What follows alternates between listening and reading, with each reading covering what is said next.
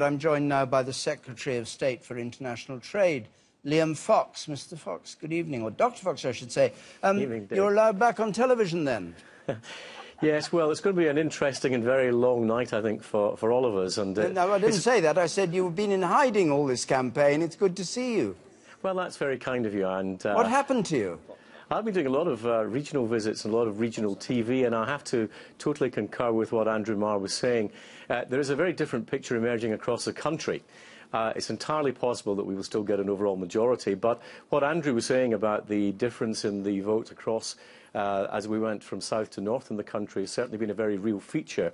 And I was across a lot of seats in the north of England where the Labour vote was very much softer than it was, for example, in London. So I think that we will be seeing a lot of very different results tonight. It may be very, very well into the night, maybe even into tomorrow, before we've got an absolutely clear picture. But I think that we're getting very differential results across the country, and I'm afraid that we'll have to just be very patient.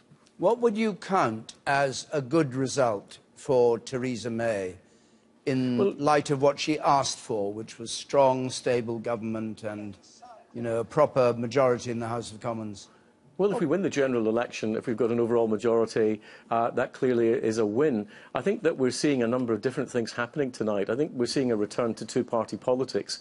Looking at what I've seen so far of the total vote, we're seeing an increase in both the Labour and Conservative votes as the minority parties tend to crumble away. How that affects individual seats, how that will work in Scotland and Wales, for example, I think remains to be seen. So I don't think that I think the one thing we can be sure of is that a lot of the pollsters will have got the result wrong, but I think we'll also not see a single national swing across the country in this election. It's going to be quite different in different regions. But coming back to the House of Commons, I mean, if you're either the largest party but don't have an overall majority, or you have a very small overall majority, given that one of the reasons people say she wanted this election was that people like you, who are rather hold her feet to the fire on Brexit. I don't know how many trade deals you've done in the last few weeks, but hold her feet to the fire, would have an overdue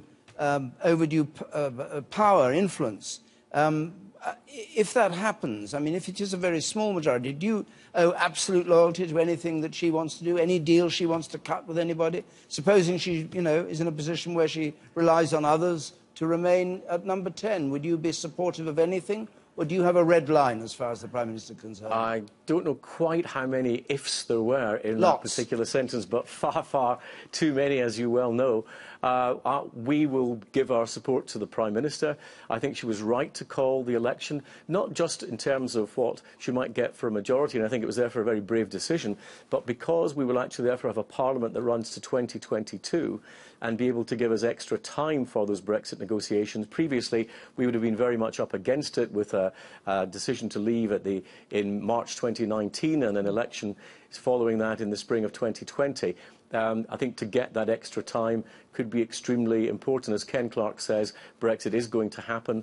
To give ourselves the best possible deal, we need that bit of extra time. So I think the Prime Minister's decision was the right decision. But, you know, we'll have to wait and see. And, you know, I hate to disappoint you that we're not going to give conditions for how the next Parliament will operate until we know what the next Parliament looks like. Laura Kunsberg, sitting beside me, has got a question for you. Dr. Fox, if Theresa May ends up having lost her gamble so spectacularly badly and does not have an overall majority, can you guarantee that she won't be forced to resign?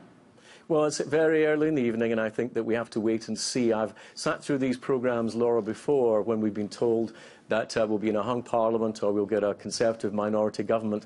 And as the results have come in, as you well know, we've seen Conservatives outperforming some of the predictions. So I would be pretty happy that tonight we might do the same, and I'll be spending the rest of the night, like you, watching those results and not making too many assumptions about what might or might not happen until we actually hear the verdict from the voters. But if you do not, if she has so badly managed expectation, do you accept that she will be damaged? Her authority will at least be diminished, surely? Well, we'll see what happens in terms of the number of seats we get and what happens in terms of the vote share that we get before we make any assumptions. And as I said, you know, you can try as often as you like, but sentences that begin with "if" at this time of the night are likely to be met with a response that says we have to have strategic patience.